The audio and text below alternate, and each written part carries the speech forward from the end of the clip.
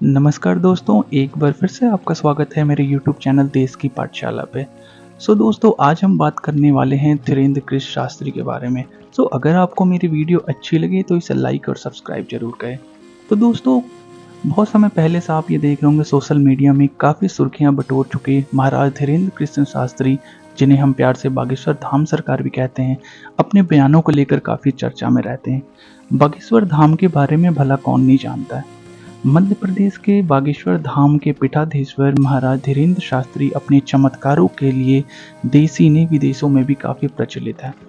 कुछ समय पहले बागेश्वर धाम के धीरेन्द्र कृष्ण शास्त्री पर नागपुर में अंधविश्वास फैलाने का आरोप लगाया गया था, जिसके बाद से उनके पक्ष और विपक्ष में कई लोगों ने अपनी बात रखी थी।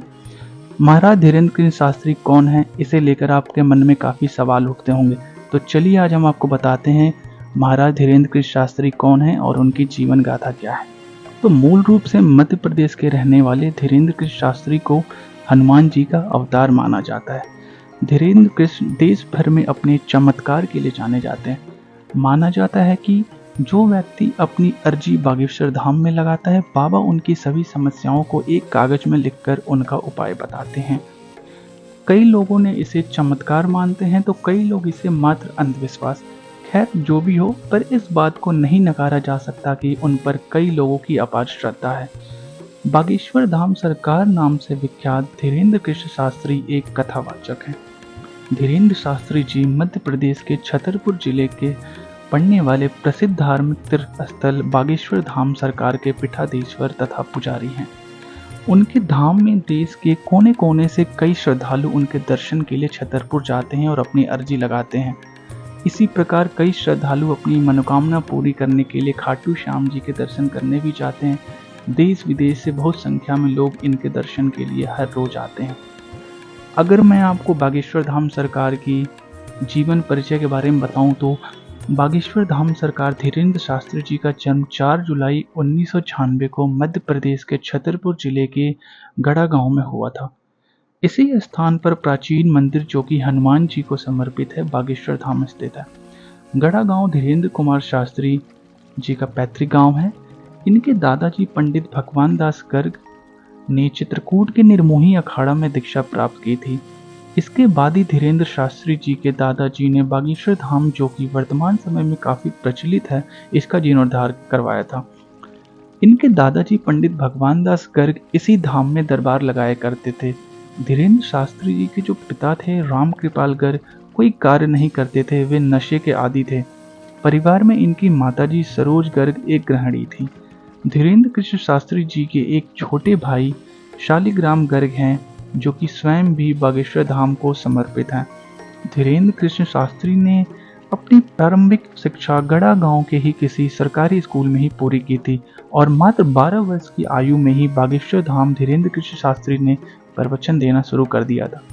कहा जाता है कि बागेश्वर धाम सरकार धीरेन्द्र जी पर बालाजी हनुमान की असीम कृपा है, किसी कारण से उन्हें कई सिद्धियां प्राप्त हुई हैं। अगर हम धीरेन्द्र कृष्ण शास्त्री जी की पढ़ाई के बारे में बात करें तो बालाजी बागेश्वर धाम सरकार श्री धीरेन्द्र कृष्ण शास्त्री जी ने अपनी 10वीं और 12वीं की पढ़ाई अपने ही गड़ा गांव छतरपुर मध्य प्रदेश के सरकारी स्कूल में पूरी की थी। इसके बाद उन्होंने BA में स्नातक किया। धीरेन्द्र शास्त्री जी ने अपने दादाजी भगवान दास गर्ग से रामकथा सीखी थी। वह अपने दादाजी को ही अपना गुरु भी मानते थे। अगर हम धीरेन्द्र शास्त्री जी के कैरियर और बागेश्वर धाम के सफर के बारे में बात करें तो देश में बागेश्वर धाम सरकार को मानने वाले बड़ी संख्या में मौजूद हैं। लोग बागेश्वर धाम के कथावाचक धीरेन्द्र कृष्ण शास्त्री को हनुमान जी का अवतार मानते हैं। आपको बता दें कि बागेश्वर धाम में हनुमान जी की मंदिर वर्षा पुरानी है। इसी मंदिर में धीरेन्द्र शास्त्री जी की पिछली 3-4 पीढ़ियां पुजारी का काम कर चुकी हैं। धीरेन्द्र कृष्ण शास्त्री जी को कई पुरस्कारों से भी सम्मानित किया जा चुका है, जैसे कि Sant Shiromani, world book of London और वर्ल्ड बुक ऑफ यूरोप से। अगर इनकी बात करें तो इन दिनों बागेश्वर धाम सरकार या बालाजी सरकार श्री धीरेन्द्र कृष्ण शास्त्री पर इन दिनों नागपुर में अंधविश्वास फैलाने का आरोप लगाया गया। एक बात मैं आपको और बताना चाहूँगा कि धीरेन्द्र कृष्ण शास्त्री जी पे आरोप प्रत्यारोप लगते रहते हैं, लेकिन आज तक कभी ये सिद्ध नहीं हो पाया है कि वो एक फ्रॉड है। कई लोग, आप बोल सकते हैं कई सारे यूट्यूबर्स या कई सारे आध्यात्मिक लोग जो उनको चैलेंज करते रहते हैं, लेकिन आज तक कभी किसी ने ये साबित नहीं किया कि धीरेन्द्र कृष्ण शास्त्री फ्रॉड हैं।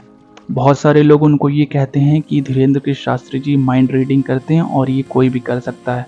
लेकिन दोस्तों, आप मुझे एक बात बताइए, अगर आपको किसी की माइंड रीडिंग करनी है तो उस टाइम पे आपको वो इंसान अपने सामने चाहिए, तभी तो आप उसका माइंड रीड कर सकते हैं।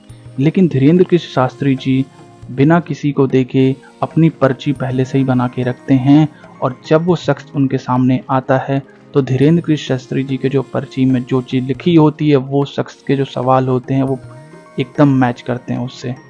तो ये थी धीरेन्द्र कृष्ण शास्त्री के बारे में जानकारी। और चलिए अब मिलता हूँ आपसे अगली वीडियो में।